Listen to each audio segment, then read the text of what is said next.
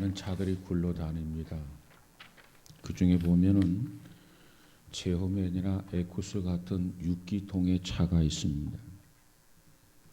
그처럼 좋은 차라 할지라도 기름이 떨어져서 움직이지 못하면 무용지물이 되는 것입니다. 그러나 작은 차, 티코나 모닝과 같은 3기통의 작은 차라도 기름이 넉넉해서 싱싱하게 굴러다니는 차가 6기통의 차가 기름이 없어서 멈춰 서 있는 그 차보다 더 훨씬 더 나은 차가 아니겠습니까? 이와 같이 세상적으로도 아무리 훌륭해 보이는 사람이다 할지라도 성령의 능력을 받지 못한다고 한다면 인격이나 지식에 있어서 좀 부족하더라도 성령의 능력을 받은 사람이 훨씬 더 유용하게 쓰임 받을 수가 있고 하나님의 뜻을 더 잘 이루어 드릴 수 있다라고 하는 것입니다. 아프리카에는 아직도 비가 오지 않아서 가뭄에 허덕이고 있습니다. 비가 오지 않아서 수많은 사람과 짐승이 비참하게 죽어가는 모습을 우리가 보게 됩니다. 그래서 차를 타고 가노라면 길가에 목이 말라서 죽은 짐승들의 썩은 냄새들이 코를 찌른다는 게 아니겠습니까?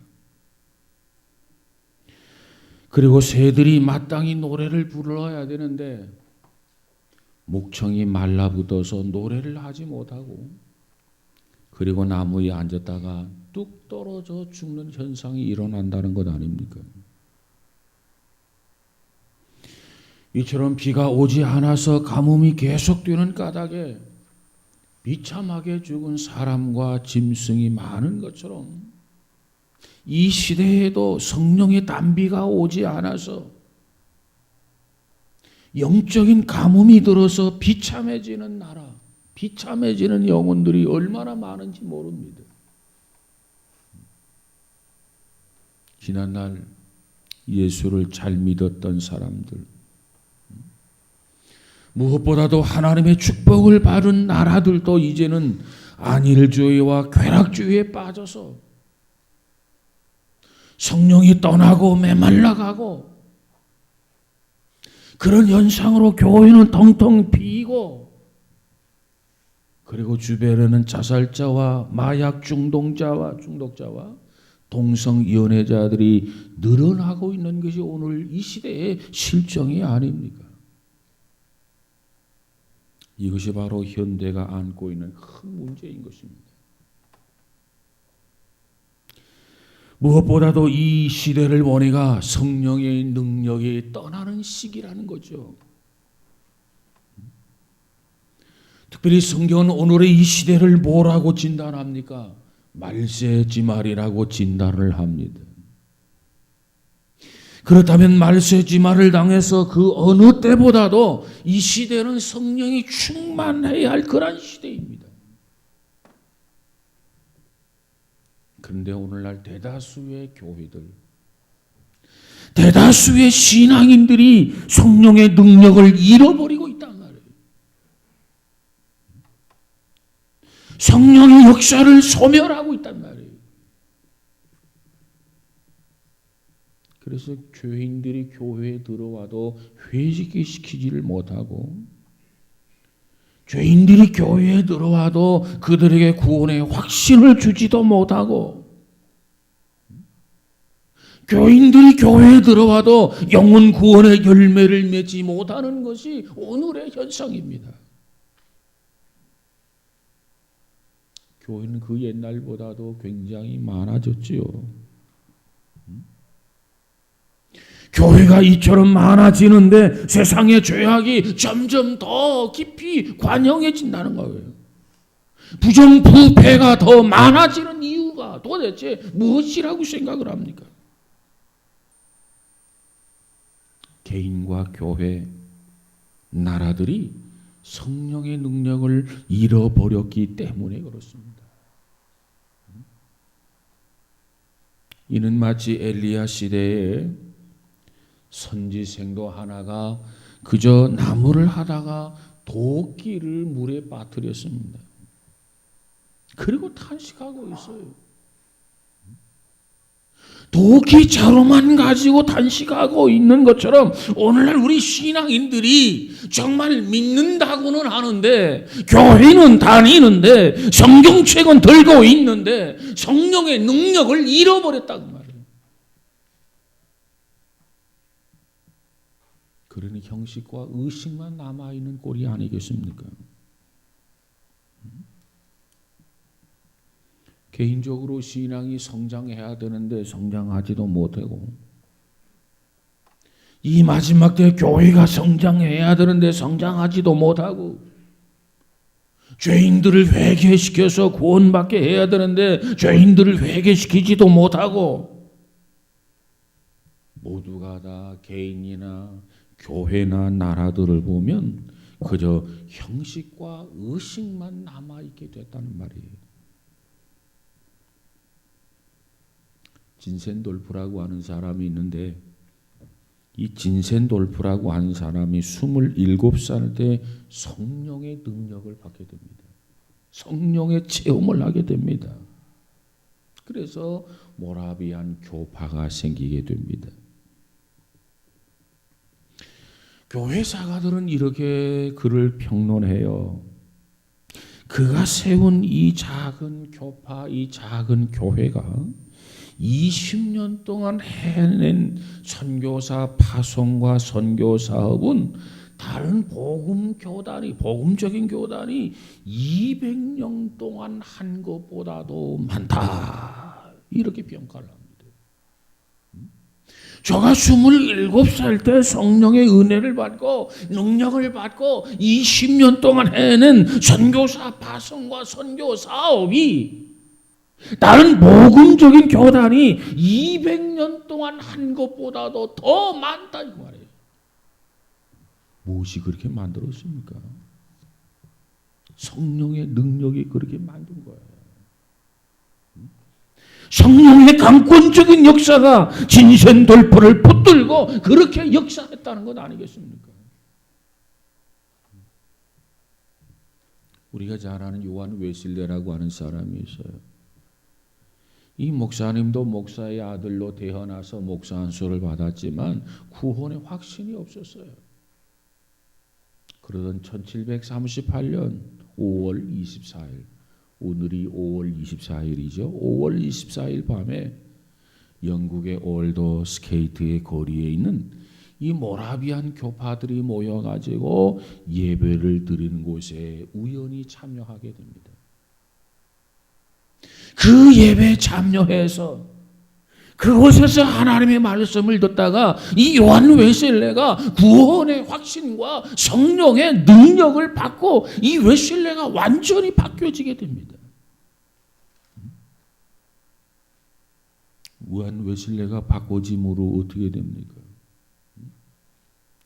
이 웨슬레 한 사람이 성령의 능력을 받음으로 해서 어떤 일이 벌어지느냐? 영국을, 한 나라를 불란서의 유혈혁명에서부터 구출해낼 수 있었다는 것 아닙니까?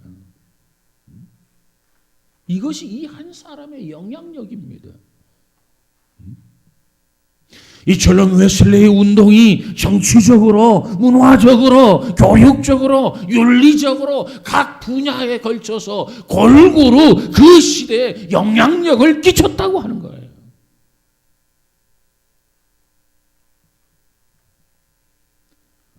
오늘날 우리나라에 부정비리 척결이라는 말이 나와요. 부정비리 척결 뿐만 아니라 도덕학성 운동이란 말을 하게 됩니다. 부정비리 척결 중요하지요. 도덕학성 운동 대단히 중요하지요. 그러나 이 모든 일에 있어서 근본적인 해결 방법은 오늘 믿음의 사람들을 중심으로 해서 가정마다 교회마다 성령의 능력을 받았어. 회개 운동이 일어나고 구령 운동이 일어나는 길밖에 없다고 말해요. 이것이 근본적인, 이것이 진정한 해결책이라는 거예요. 하나님의 은혜를 받아야 돼요. 누가 뭐라고 해서 되겠습니까? 아니요.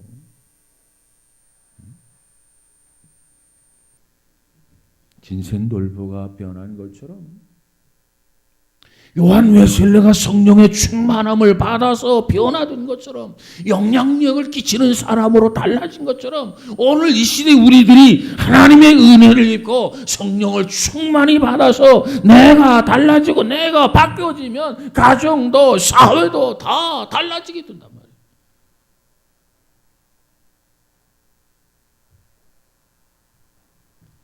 미국의 변호사였던 찰스 지피드라는 사람이 있어요. 찰스 지피드. 그가 오늘날 하나님 앞에 기도하다가 하나님 앞에 큰 은혜를 받게 됩니다. 성령의 충만함을 받게 됩니다. 그리고 나서 이 찰스 지피드라고 하는 사람이 많은 사람들을 회개시키고 주님 앞으로 인도했습니다. 그런데 어느 날 뉴욕 근처에 방직 공장이 있었는데, 그 방직 공장에 들어가서 일하는 사람들을 둘러보게 됩니다. 근데 그 공장에 들어가서 일하는 그 직공들을 이렇게 둘러보는 그 과정 속에서 직공들이 피니를 바라보는 순간, 이 변호사였던 찰스 피니를 바라보는 순간 직공들의 손이 발발발발발 떨려가지고, 그 방직 공장의 직공들이 이제 실이 끊어졌으면 그 실을 이렇게 연결해야 되지 않겠습니까?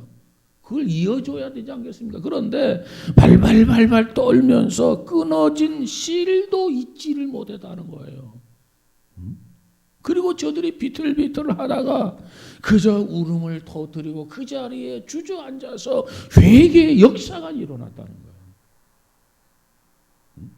뭐 그들에게 말씀을 전하는 게 아니고, 공장을 둘러보다가 공장의 이 직공들이 찰스 지피드라고 하는 이 변호사를 보는 순간, 그 사람의 모습을 보는 순간 손이 발발발발발 떨리고 비틀비틀하다가 그 자리에 주저앉아서 직공들이 울음을 터뜨리며 회개의 역사가 나타났다는 거예요.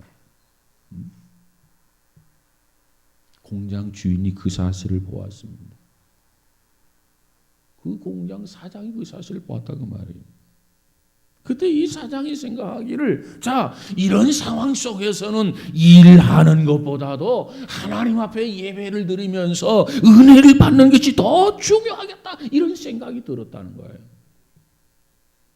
그래서 공장 가동을 멈추고 며칠 동안 부흥회를 하게 되고, 부흥회를 통해서 놀라운 성령의 역사가 그 직공들에게 나타나서 많은 직공들이 구원받게 됐다는 겁니다. 이처럼 은혜를 받으면, 이처럼 성령의 충만함을 받으면 뭔가 달라지고 변화되고 새로워질 뿐만 아니라 만나는 사람, 접하는 사람, 대하는 사람 모두를 변화시키는 능력이 주어진다는 거예요. 우리는 이 은혜를 입어야 돼요. 우리는 이 능력을 받아야 돼요. 어떻게 해야 이렇게 달라지고, 어떻게 이렇게 변화되어지고, 어떻게 이렇게 해야 영향력을 끼치는 사람이 되느냐? 내가 은혜를 받아야 돼. 내가 성령의 충만함을 받아야 돼. 나에게 능력이 주어져야 된단 말이에요.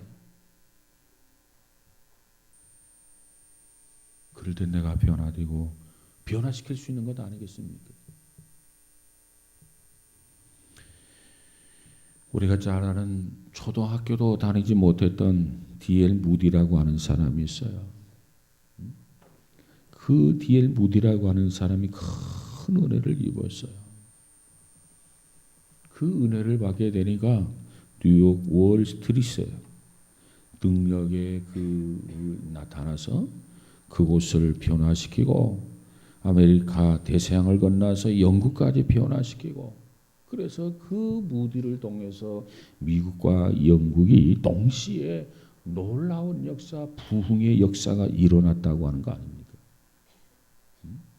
그리고 수많은 그 사람들이 부흥사로, 목사로, 그리고 선교사로 무디의 영향을 받아가지고 자원했다는 것 아니겠습니까? 여러분, 모든 문제는요, 성령의 능력으로만 해결할 수가 있어요. 성령께서 역사해 주셔야만 가능합니다. 국가의 문제도 마찬가지고, 가정의 문제도 마찬가지고, 어떤 인간관계, 대인관계도 역시 마찬가지고, 정말 우리에게 필요한 것이 뭐냐? 정말 이 시대에 우리에게 절실히 요구되는 게 뭐냐? 그것이 바로 성령의 은혜요, 성령의 능력이요, 성령의 충만함입니다. 충만함. 그래서 바울은 에베소 교회를 향해서 편지를 쓰면서 뭘 강조하느냐? 오직 성령의 충만함을 받으라. 열심히 돈 벌어라, 열심히 출세하라, 그게 아니고 오직 이 한 가지, 성령의 충만함을 받으라. 이것이 바울이 주시는 말씀 아닙니까? 성령의 충만함을 받아야 돼. 성령의 충만함 속에 우리가 살아야 돼. 성령의 은혜 속에서 생각하고, 성령의 은혜 속에서 기도하고, 성령의 은혜 속에서 말씀을 읽고, 성령의 은혜 속에서 빛이 되고, 성령의 은혜 속에서 우리가 전도하는 자가 될 때 역사가 나타난단 말이에요. 더더욱이 지금은 성령의 시대입니다. 우리가 구약 시대를 성보 즉 하나님의 시대라고 말한다면, 신약 시대는 성자의 시대, 곧 예수님의 시대다. 그리고 예수님께서 승천하신 후부터는 이 시대를 뭐라고 하느냐? 성령의 시대라, 이렇게 이야기합니다.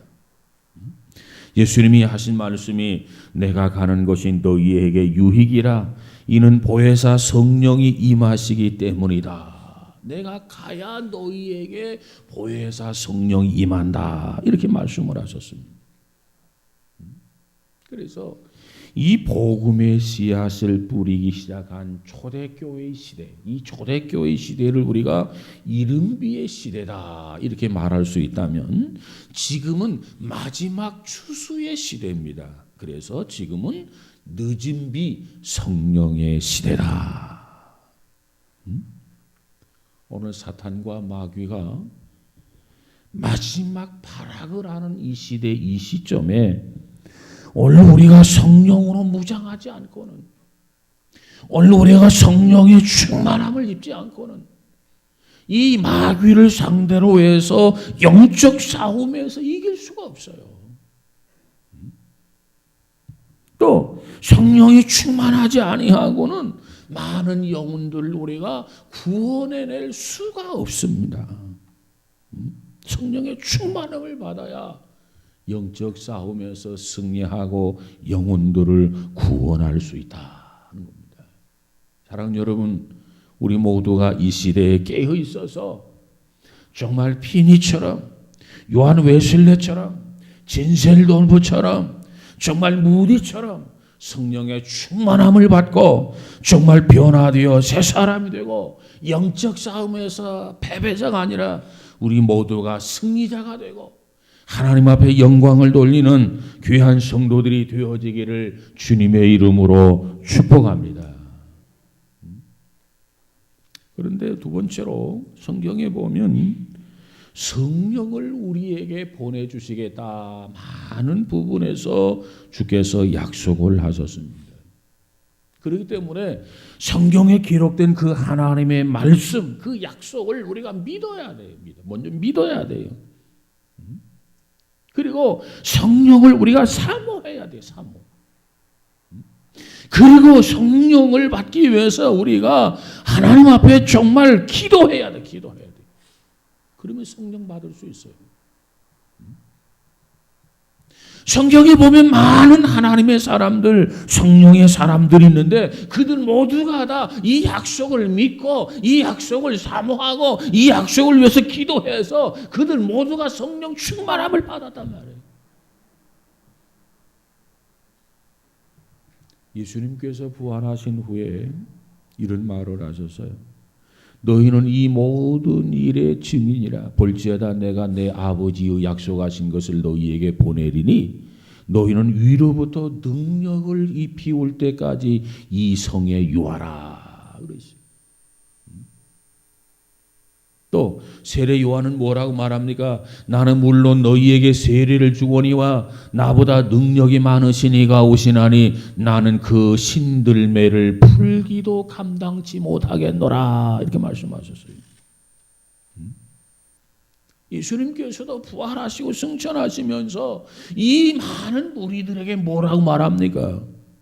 저희에게 분부하여 가라사대 예루살렘을 떠나지 말고 내게 들은 바 아버지 약속하신 기다리라. 오직 성령이 너희에게 임하시면 그 다음 움직이라 그 말이에요. 성령이 임하기 전에, 성령을 받기 전에는 너희들은 움직이지 말아라. 그러나 약속하신 걸 기다리고 기도하면서 오직 성령이 너에게 임하시면 너희가 권능을 받고 예루살렘과 온 유대와 사마리아 땅 끝까지 이르러 내 증인이 되리라. 이렇게 명령을 했어요. 명령. 은혜를 받기 전에는 움직이지 말라는 거예요. 떠나지 말라. 모여서 기다려라. 기다리라. 약속하신 것을 기다려라. 그리고 성령이 임하시면 너희가 그 성령을 통해서 권능을 받고 권능을 받은 자로서 능력을 받은 자로서 이제는 흩어져라. 예루살렘과 온 유대와 사마리아와 그리고 땅 구석구석 끝까지 이르러 가서 내 증인이 되리라. 그래서 이 말씀을 받았어요. 이 말씀을 붙들었어요.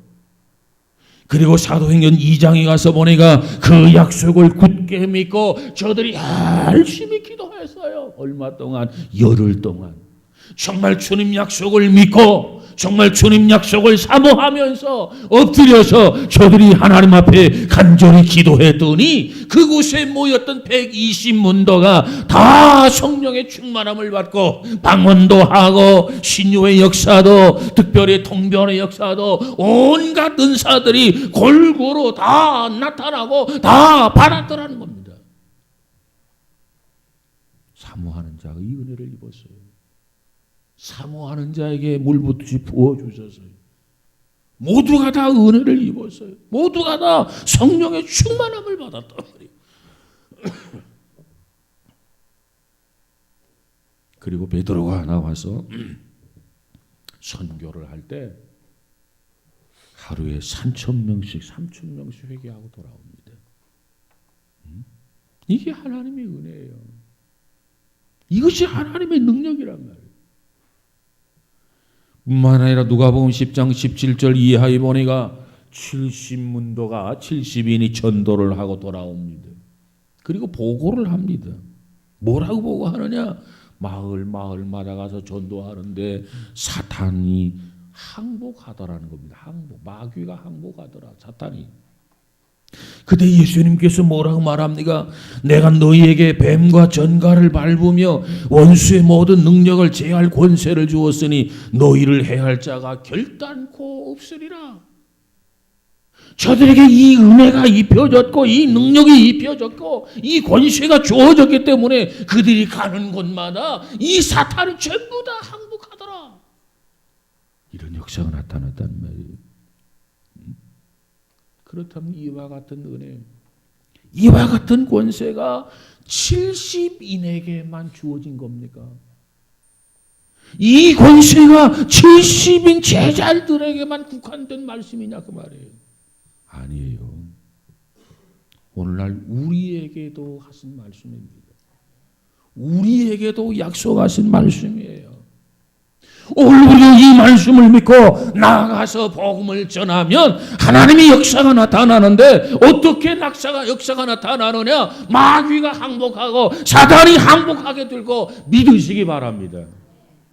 이 은혜를 입기 위해서, 이 권세를 얻기 위해서 우리는 성령의 충만함을 입어야 돼요.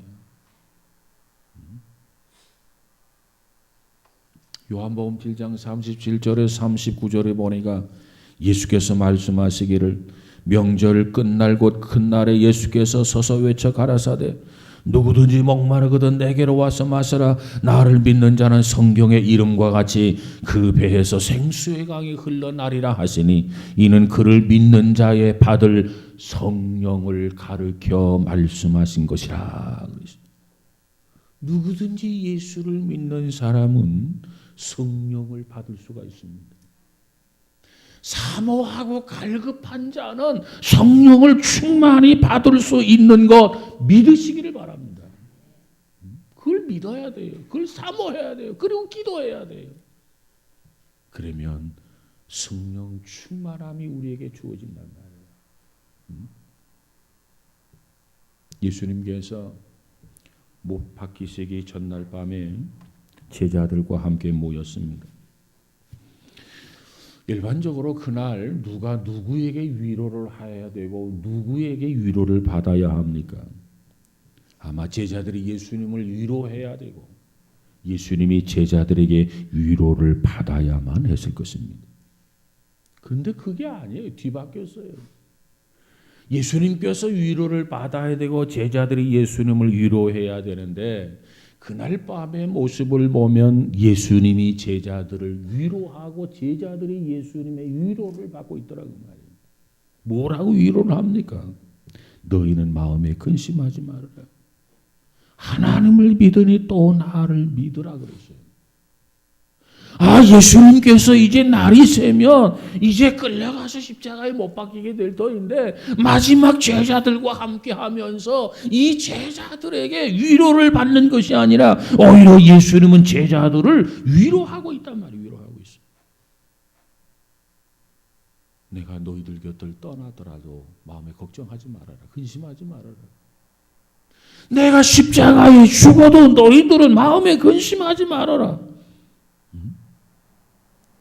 그래도 너희들은 하나님을 꼭 믿고 하나님을 붙들어야 된다. 놓쳐서는 안 된다.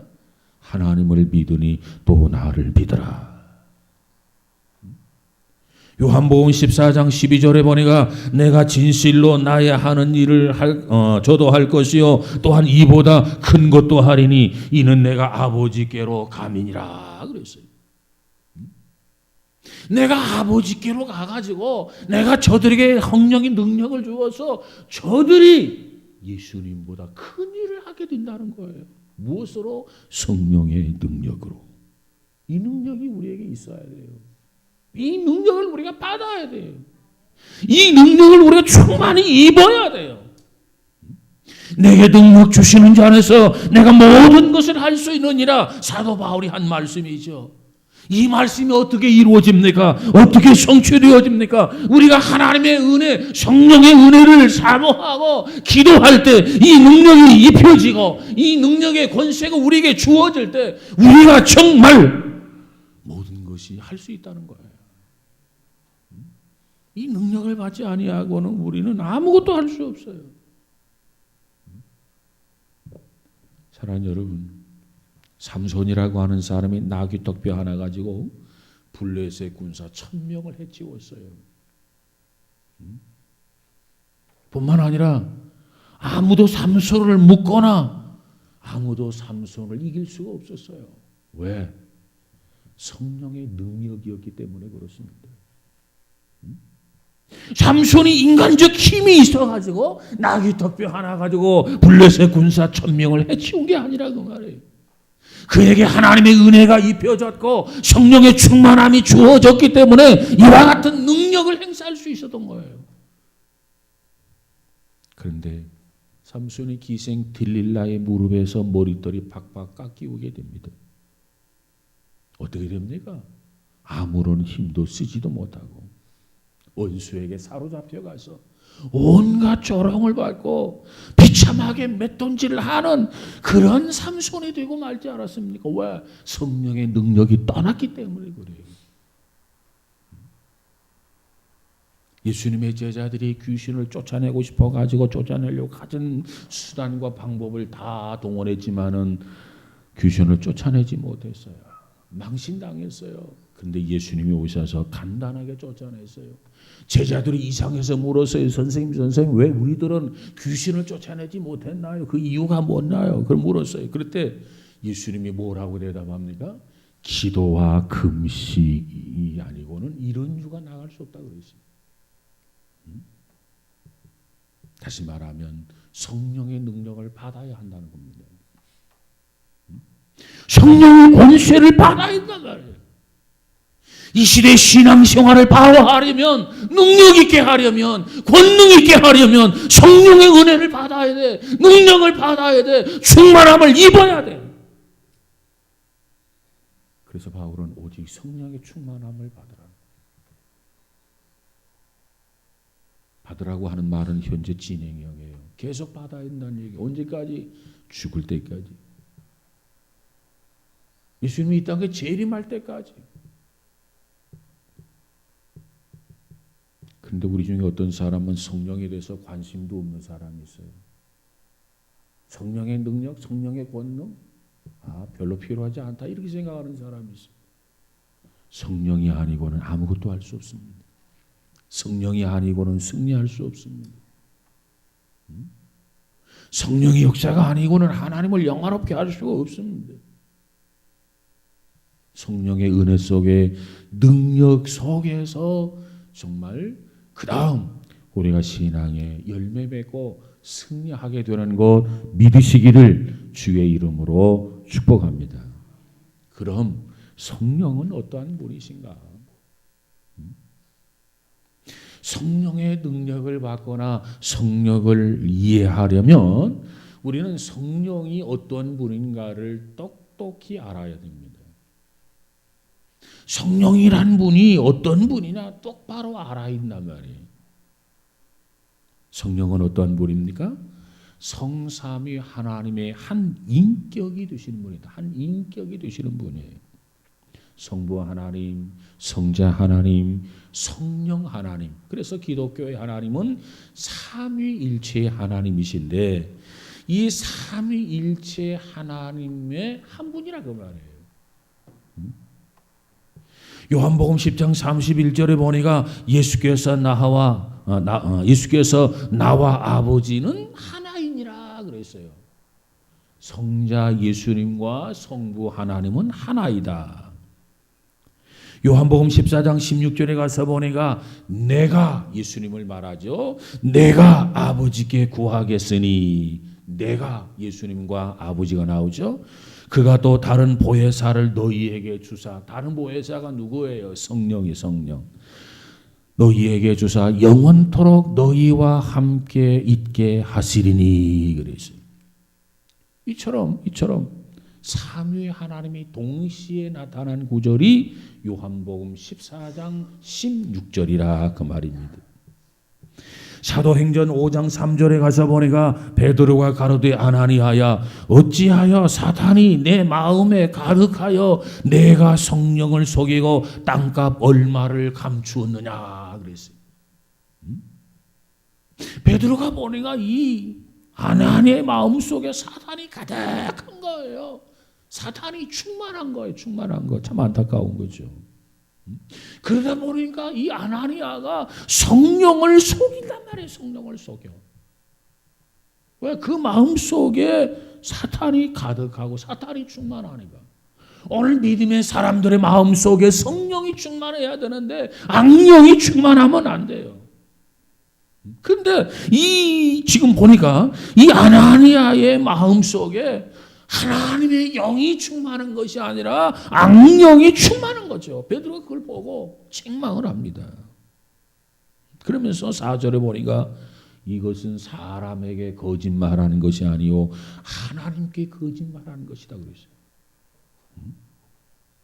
왜?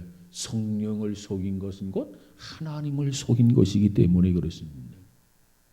성령을 속인 것이 어떻게 하나님을 속인 거냐? 성령이 곧 하나님이기 때문에 그렇습니다.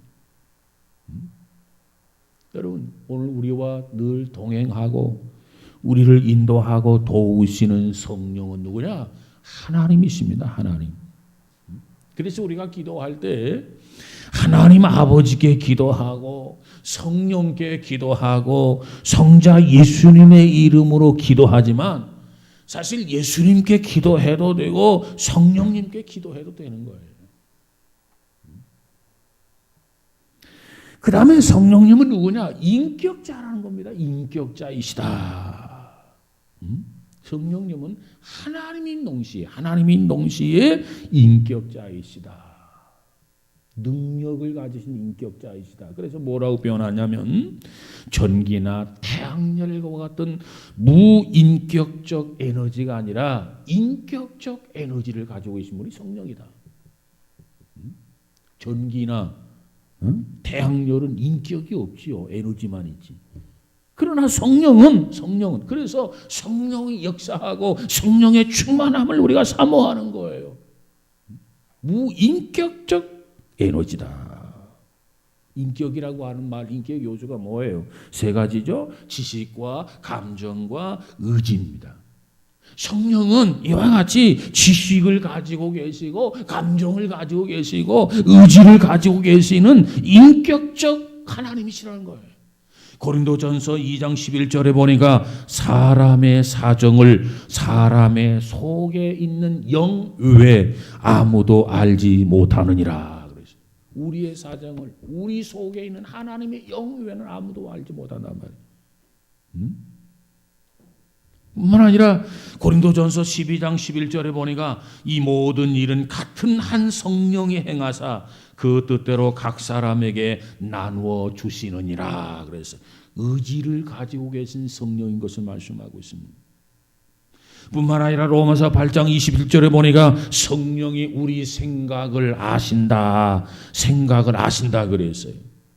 에베소 4장 30절에 가서 보니까 하나님의 성령을 근심하게 하지 말아라 그랬어요. 감정을 가지고 계신 성령인 것을 발견할 수 있습니다. 로마서 8장 26절에 가서 보니까 성령이 탄식한다. 감정을 가지고 있다는 겁니다. 그 외에도 성령은 인격자만이 할 수 있는 사랑, 우리를 사랑하기도 하고 우리를 인도하기도 하고 우리를 축복하기도 하고 우리를 대신해서 싸워주시기도 하시는 성령님입니다.